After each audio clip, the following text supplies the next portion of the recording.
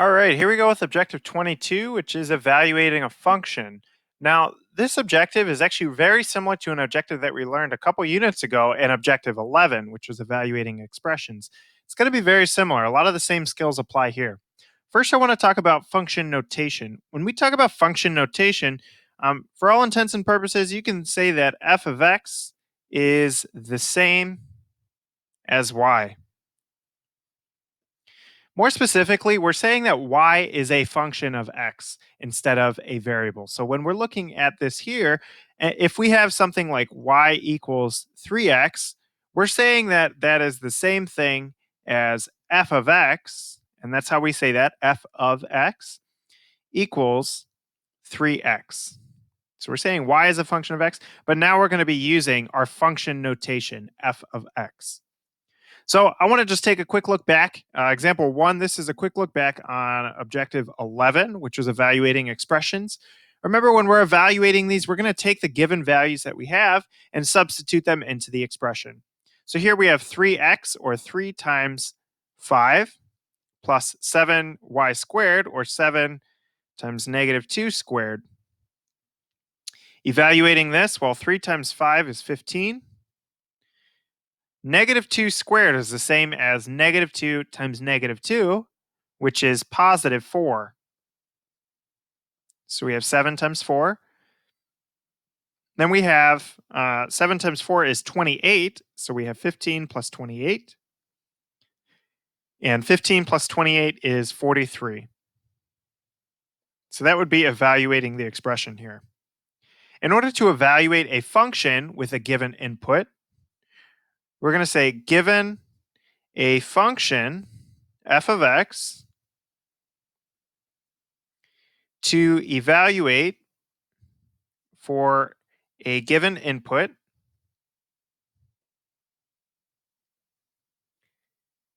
simply substitute your value for x at all locations.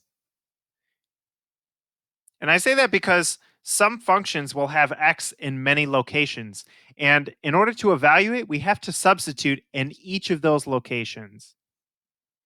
So as a reminder, anytime you substitute, use parentheses, just like we did above in example 1. So use parentheses when substituting.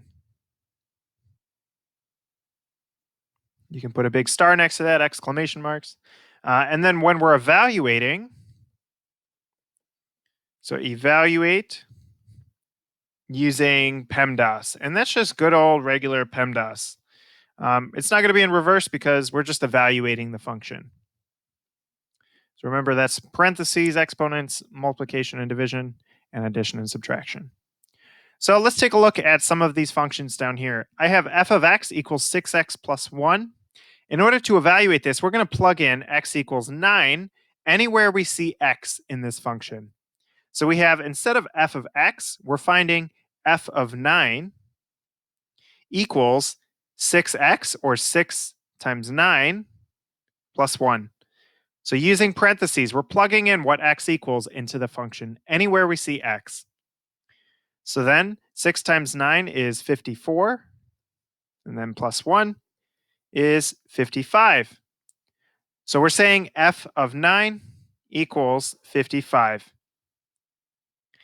Now we're going to plug in negative 3. So we're finding f of negative 3. And we're plugging it into that same function, 6x plus 1. So we have 6 times negative 3 plus 1. Well, 6 times negative 3 is negative 18. And then plus 1 is negative 17. So f of negative 3 equals negative 17. Let's try a few more. Flip the page. Here we have f of x equals negative 4x plus 2. We're going to find f of 0. So we're plugging in 0. So we have negative 4 times 0 plus 2. Negative 4 times 0, or anything times 0, is 0 plus 2. And 0 plus 2 is 2. So f of 0 equals 2. Next up, we're plugging in -3, so f of -3. We have -4x plus 2, or -4 times -3 plus 2. Well, -4 times -3 is +12, plus 2 is 14. And some students ask, how far do I need to evaluate? And the answer to that is as much as you can. So as long as there's addition or subtraction, multiplication or division, you can use your calculator to make the evaluation a little bit easier, but evaluate as much as you can. Next example, number 3, we have f of x equals 2x squared. So plugging in 4, we have f of 4 equals 2 times 4 squared. So using PEMDAS here, we've got 4 squared is 4 times 4, so we have 16. So this is 2 times 16, and 2 times 16 is 32, which is equal to f of 4. Real quick, I do want to bring up that analogy again about the machine. So a function we can think of as a machine. So in this case, our input for the machine is 4. We're plugging in 4, and we're going to run it through the function. Well, the function in this case is 2x squared, and then we've got an output is 32. So when we plug in the input 4, we run it through the function 2x squared, and you get 32. That's our output. Let's try another. So we have f of -6, which is going to be 2x squared, or 2 times -6 squared. So -6 squared is the same as -6 times -6, which is positive 36, sorry. So 36, there we go. So 2 times 36. And 2 times 36 is 72. So again, this is f of -6. Again, using our input and output, our input is -6, and our output is 72. One more example. Here we have f of x equals x over the quantity x plus 4. So plugging in 0, we are finding f of 0. So we're going to plug that in. I see x in the numerator, and I also see x in the denominator. So we're going to plug in 0 for both of those x's. So anywhere you see x, plug in 0 in this case. So then in the denominator, I can evaluate this. 0 plus 4 is 4. And in the numerator, that's just 0. So 0 over 4, or 0 divided by 4, well, 0 divided by anything is just 0. So f of 0 is 0. And inputs and outputs can be the same. So even though we're putting in 0 and getting out 0, that's okay. As long as it's unique, as long as your output is unique. This last example, we're going to plug in -4. So we are finding f of -4. So we have -4 over, I'm going to use parentheses, -4 plus 4.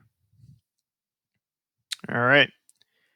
We can evaluate this denominator. So -4 plus 4 is 0. And in the numerator, we have -4. So here we have -4 divided by 0.